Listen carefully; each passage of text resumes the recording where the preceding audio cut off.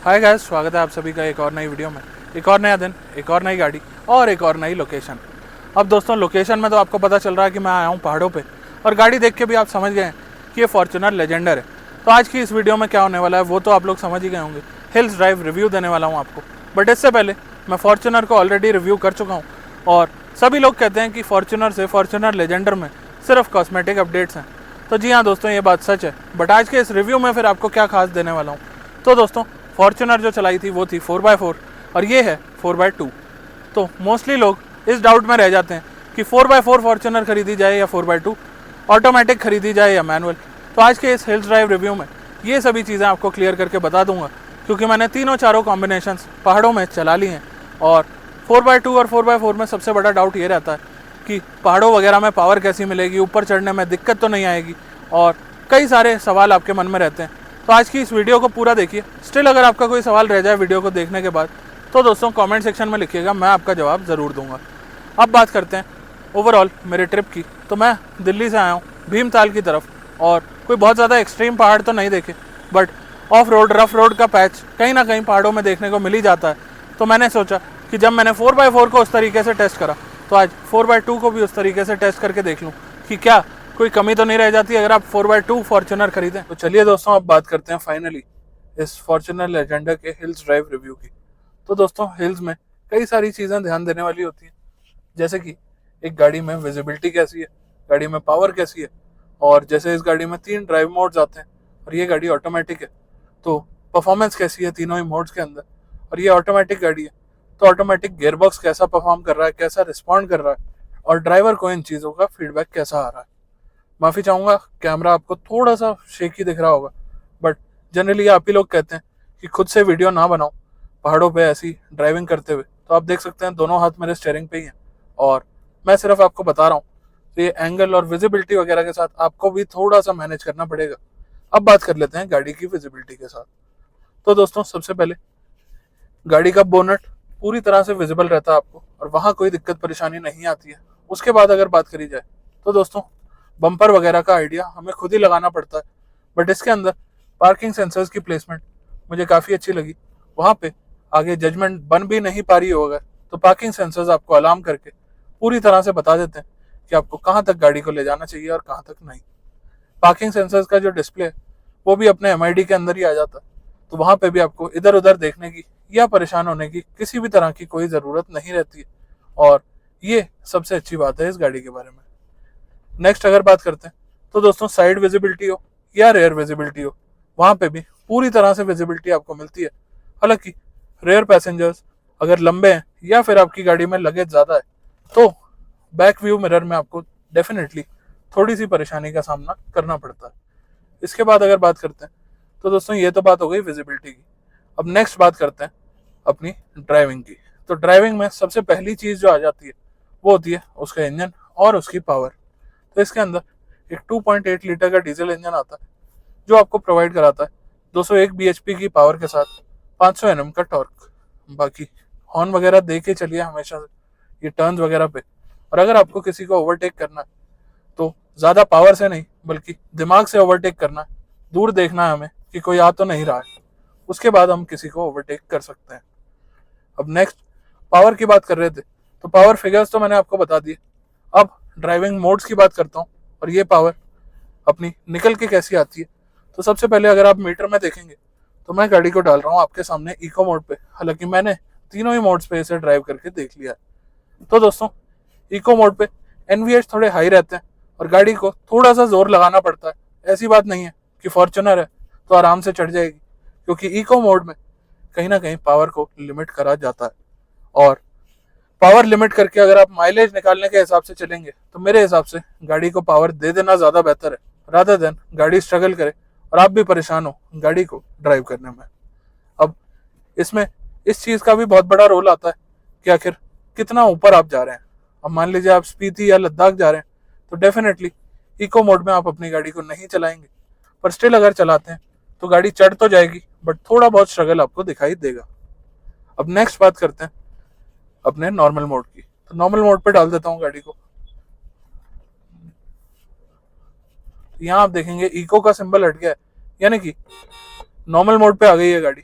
और normal mode की अगर बात करते हैं तो दोस्तों नॉर्मल मोड में किसी तरह की कोई परेशानी आपको नहीं आने वाली है, क्योंकि नॉर्मल मोड बनाया ही एक बैलेंस्ड वे में जाता है, जहाँ पे आपको एम्पल अमाउंट ऑफ पावर और एम्पल अमाउंट ऑफ टॉर्क मिल जाता है, जहाँ आपकी गाड़ी ना ज़्यादा स्ट्रगल करती है, ना ही ज़्यादा शोर मचाती है और ना ही ज़्यादा आपको परेशान करती है।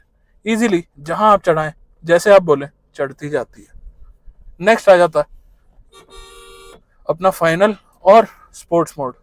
तो स्पीडोमीटर की विजिबिलिटी आई डोंट नो आपको कैसी आ रही, बट थोड़ा बहुत कोशिश कर रहा हूँ कि आपको विजिबिलिटी आ पाए। तो दोस्तों स्पोर्ट मोड में पावर काफ़ी ज़्यादा हो जाती है, और आई वुड से कि अगर आप एक न्यू ड्राइवर हैं तो स्पोर्ट मोड का यूज़ ना करें, क्योंकि 201 bhp और 500 Nm का टॉर्क हर कोई नहीं सहन कर सकता है आई वुड से, क्योंकि टर्न्स वगैरह काफ़ी होते हैं और पहाड़ों पे ड्राइव करना इतना इजी नहीं है हर किसी के लिए। Although I would also say कि अगर आप पहाड़ पे ड्राइव करना नहीं जानते हैं, आपको एक्सपीरियंस नहीं है और आपके घर में इकलौती गाड़ी फॉर्च्यूनर है, तो आई वुड से कि आप फॉर्च्यूनर लेके सीधा पहाड़ों पे ना आए, क्योंकि फॉर्च्यूनर को मोड़ना, संभालना और इसका स्टीयरिंग भी हाइड्रोलिक है, तो ये सब चीज़ें हर किसी को सूट नहीं करती हैं। बाकी चीज़ों की बात तो अभी आगे करूंगा ही। इसके बाद नेक्स्ट बात आ जाती है ब्रेकिंग की, क्योंकि with great power comes great responsibility. तो इसके अंदर बड़े बड़े चौड़े टायर आते हैं और उन चौड़े टायरों के अंदर आती है बड़े बड़े साइज की डिस्क ब्रेक्स, जो कि ऑल 4 डिस्क ब्रेक्स हैं और लेडर ऑन फ्रेम गाड़ी के कुछ एस्पेक्ट होते हैं। तो नोज डाइव वगैरह तो गाड़ी में है, बट गाड़ी की ब्रेकिंग से अगर आप एक डेली ड्राइवर हैं इस गाड़ी के, या आपको थोड़ा सा भी आइडिया है फॉर्च्यूनर का, लेजेंडर का, तो आपको ब्रेक से किसी तरह की कोई शिकायत नहीं होने वाली है। बाकी 40-50 की रिकमेंडेड स्पीड होती है कुछ इस तरह की सड़कों पे, और जहाँ सिंगल रोड आ जाती है वहाँ पे 20 से 30 की स्पीड ही सही रहती है। तो इस स्पीड पे ब्रेक लगाना कोई ज़्यादा इशू का काम नहीं है, नो मैटर ब्रेक आपकी कैसी चल रही है। बाकी ओवरऑल मैं पर्टिकुलरली बात करूँ इस गाड़ी की, तो मेरे को ब्रेकिंग परफॉर्मेंस से किसी तरह की कोई शिकायत नहीं देखने को मिली है। चलिए अब बात करते हैं बाकी एस्पेक्ट्स की। तो दोस्तों अभी तक का हिल्स ड्राइव रिव्यू तो आपने देख लिया, अब आपको थोड़ी सी कैपेबिलिटीज दिखाने और समझाने की कोशिश करता हूँ इस फॉर्च्यूनर लेजेंडर 4x2 ऑटोमेटिक की, क्योंकि 4x2 और 4x4 को लोग बहुत बड़ा फर्क समझते हैं। तो डेफिनेटली जहाँ पे 4x4 गाड़ी जा सकती है वहाँ पे 4x2 गाड़ी नहीं जा सकती। बट अगर आप ये पैच देखेंगे जहाँ पे मैं इस टाइम खड़ा हूँ, तो स्पेसिफिकली मैं आपको कुछ चीज़ें यहाँ पे दिखाने खड़ा हुआ हूँ। तो यहाँ पे अगर आप देखेंगे तो एक टूटा हुआ पैच है रोड का, और व्हील आप देखेंगे तो इस टाइम फ्री स्पिन कर रहा है, और बिल्कुल भी गाड़ी बिना रेस के यहाँ से निकलेगी या नहीं निकलेगी ये चीज़ भी आप देख सकते हैं। बाकी हल्की सी रेस दूं अगर, तो गाड़ी अपनी जगह खुद बना लेती है और कोई दिक्कत परेशानी इसे नहीं आती है। तो दोस्तों आप देख सकते हैं कि कुछ इस तरह का, और टायर थोड़ा बहुत फ्री स्पिन भी कर रहा है, बट ऐसा नहीं है कि गाड़ी ने हार मान ली है या पावर में किसी तरह की कोई कमी आई है।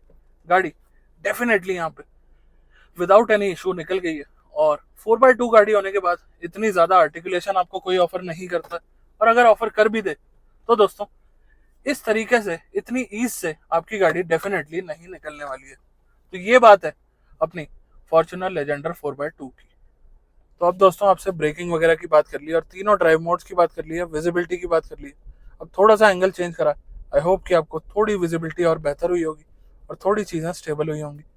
बट पहाड़ों पे आप जानते हैं कि थोड़ी बहुत रोड पैची रहती है, और उसके अलावा ये गाड़ी भी लेडर ऑन फ्रेम है। तो कुछ और एस्पेक्ट्स की बात कर लेते हैं। अब जब 50-55 लाख रुपए कोई खर्चता है, तो दोस्तों एक रोड प्रेजेंस और रुतबे के लिए ली जाती है, जानी जाती है फॉर्च्यूनर भी और लेजेंडर भी। तो कहीं ना कहीं रोड प्रेजेंस तो आपको काफ़ी अच्छी मिल जाती है इस गाड़ी के साथ, और बाकी लोग ध्यान रखते हैं कि आपके पीछे या आगे एक फॉर्च्यूनर चल रही है। बट रोड प्रेजेंस से अलग अगर बात करें तो being a ladder on frame car, comfort के एस्पेक्ट्स थोड़े से अलग, थोड़े से डिफरेंट रहते हैं compare to monocoque chassis setup. Monocoque chassis setup जो है ज़्यादा स्टेबल और ज़्यादा बेसिकली कंफर्टेबल माना जाता है। ये गाड़ियाँ जो लेडर ऑन फ्रेम होती हैं ये ज़्यादा केपेबल मानी जाती हैं। तो गाड़ी के केपेबल होने में और स्टेबल होने में फ़र्क होता है। तो क्या मैं ऐसा कहना चाह रहा हूँ गाड़ी स्टेबल नहीं है? तो दोस्तों यहाँ पे एस्पेक्ट आता है बहुत बड़ा 4x4 और 4x2 का। और जनरली जितने भी रिव्यूज़ आपने देखे होंगे ये बात आपको बहुत कम लोग बताने वाले हैं कि 4x2 और 4x4 के सस्पेंशन सेटअप में हल्का फुल्का फ़र्क फील होता है, जो कि बहुत डिसीजन मेकिंग में एक फ़र्क बना सकता है। मेरा एक खुद का फ्रेंड है जो कि फॉर्च्यूनर 4x4 चलाने के बाद उसने कहा कि सस्पेंशन काफ़ी ज़्यादा स्टिफ है और इस गाड़ी को कभी कंसिडर नहीं करेगा। और फाइनली अब जब हम 4x2 लेजेंडर चला रहे हैं तो उसी फ्रेंड को मैंने गाड़ी दोबारा चलवाई और उसने अपना डिसीजन चेंज करा। बेसिकली 4x4 के अंदर सस्पेंशन सेटअप थोड़ा सा स्टिफ हो जाता है क्योंकि एक तो गाड़ी के अंदर वेट ज़्यादा होता है, प्लस 4x4 गाड़ी थोड़ी सी मैन्युफैक्चरर भी उस तरह से बनाते हैं कि और ज़्यादा केपेबल रहे। बट क्या इस गाड़ी की कैपेबिलिटी पे कोई डाउट है? तो जी नहीं दोस्तों, कोई डाउट नहीं है, कोई परेशानी नहीं है। अगर आपके पास एक 4x2 गाड़ी भी है, 4x2 गाड़ी के फायदे बता देता हूँ। तो दोस्तों एक लेजेंडर जैसी गाड़ी अगर आप 4x2 में लेते हैं तो एक तो आपको ओवरऑल माइलेज ज़्यादा देखने को मिलती है जो कि आप डेली लाइफ में फ़ायदा उठाएंगे उस चीज़ का। उसके अलावा आपकी राइड थोड़ी सी कंफर्टेबल रहती है एज़ कम्पेयर टू 4x4।